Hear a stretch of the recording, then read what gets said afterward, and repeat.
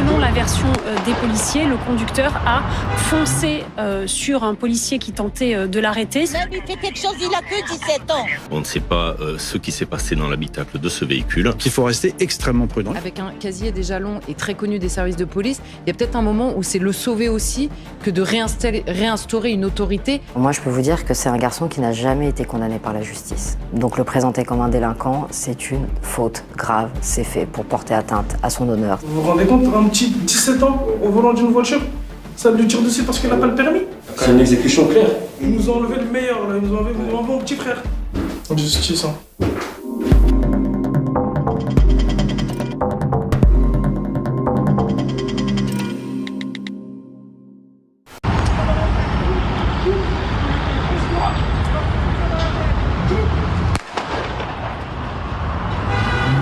Il est mort, wesh.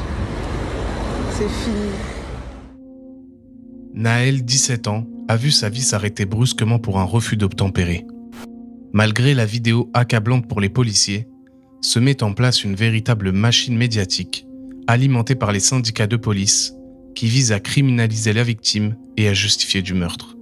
Les policiers ont voulu le contrôler parce qu'il venait de commettre plusieurs infractions au code de la route et, selon la version des policiers, le conducteur a foncé sur un policier qui tentait de l'arrêter. Ce policier a sorti son arme, a tiré une fois et le véhicule est allé s'encastrer dans un poteau.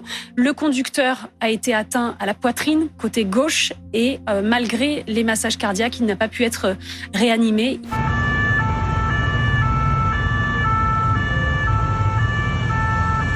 Il faut rester extrêmement prudent. Il faudra entendre évidemment ces fonctionnaires qui seront entendus et qui livreront leur version. Que s'est-il passé à l'intérieur du véhicule? Est-ce qu'ils se sont sentis menacés? La menace ne vient pas uniquement du fait que le véhicule puisse... On a retrouvé des armes dans le véhicule, on a retrouvé quelque chose? Écoutez, à ma connaissance, non, mais ça, je laisserai le parquet le dire. Ils l'ont tiré sur le cœur. Il a que 17 ans, mon petit-fils. C'est un gentil garçon, si vous le voyez. Un beau garçon, il est gentil. Il a que 17 ans, même il fait quelque chose, il a que 17 ans. On ne sait pas ce qui s'est passé dans l'habitacle de ce véhicule. On ne sait pas exactement avec les vidéos. On a des vidéos, mais on a une seule vidéo. Il va falloir voir si on a d'autres angles de vidéos et pourquoi pas les vidéos que portaient peut-être les policiers sur eux pour faire la lumière exacte sur ce dossier, tout simplement. À noter que ce jeune homme de 17 ans est connu des services de police, notamment pour des refus d'obtempérer, ainsi que de la conduite sans permis. Ce gamin a 17 ans au volant d'une voiture, et qui refuse d'obtempérer, avant évidemment de mourir, qui refuse d'obtempérer avec un casier déjà long et très connu des services de police. Il y a peut-être un moment où c'est le sauver aussi que de réinstaurer une autorité. Alors moi, je peux vous dire que c'est un garçon qui n'a jamais été condamné par la justice.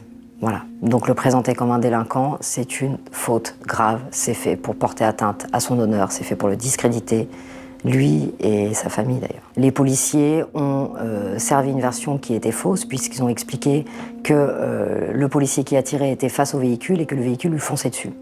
Et il ne fait pas de doute en voyant les vidéos que c'est tout simplement un mensonge. On prend tout de suite pour parole l'évangile les paroles des policiers. Et je pense qu'il y a évidemment un problème dans le traitement médiatique de ce dossier, comme dans tous les autres finalement, qui concernent des violences policières. Aussi, je pense que les syndicats de police ont un rôle qui est loin d'être négligeable. Ce garçon n'a jamais été condamné par la justice et c'est pour une bonne raison. C'est qu'il n'a jamais commis de fait.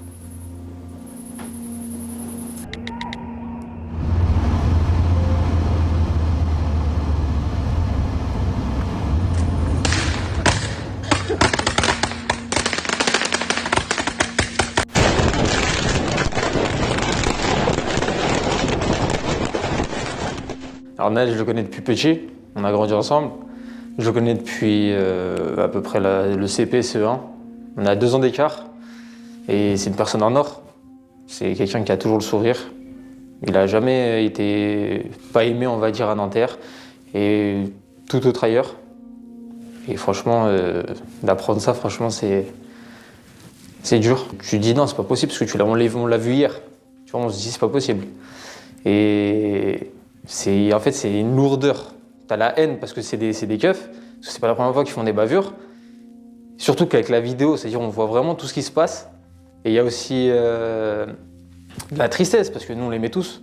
Ce petit, c'est mon petit frère, c'est mon petit neveu. Il m'appelait tonton.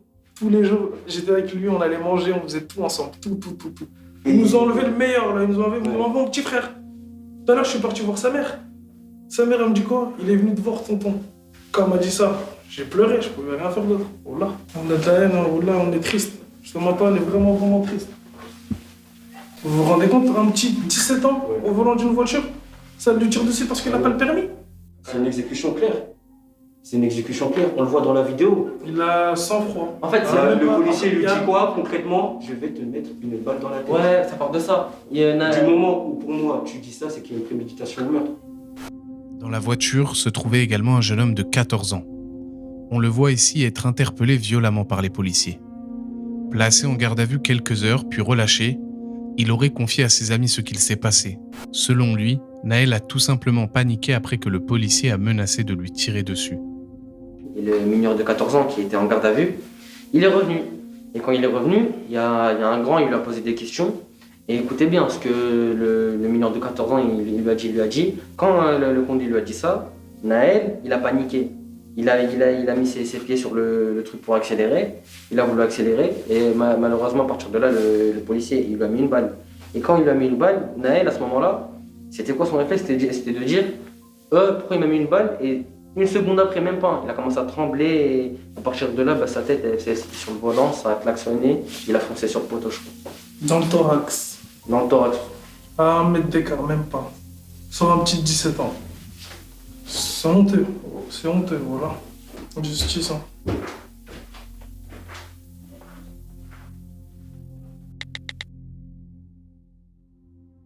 Moi, je suis moi-même père de famille. Je pense que quand un jeune homme meurt dans des conditions comme celle-là, l'émotion est normale. Je veux dire ici qu'en aucun cas, un geste comme celui qu'on a vu, si jamais l'enquête devait confirmer les vidéos que nous avons vues, ne se justifie.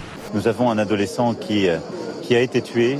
C'est inexplicable, inexcusable. Et d'abord, ce sont des mots d'affection, de peine partagée, de soutien à sa famille et à ses proches. Ensuite, la justice a été immédiatement saisie. Je souhaite qu'elle fasse son travail avec évidemment célérité et dans le calme que ce travail requiert, et que la vérité puisse être faite dans les meilleurs délais et que, évidemment, nous soyons tous informés, que la justice passe. On sent bien qu'ils sont un petit peu plus embêtés que d'habitude. On espère une saisine rapide d'un juge d'instruction, d'une information judiciaire, d'avoir un juge indépendant qui enquête à charge et à décharge. On sait très bien les difficultés que le parquet peut avoir à enquêter lui-même sur les policiers qui sont sous ses ordres ou voilà, les policiers avec qui il travaille quotidiennement. Donc on espère que ça va être la prochaine étape. Il y a aussi l'IGPN qui est saisi. Quel est l'état d'esprit aujourd'hui de la famille, des amis, des proches ?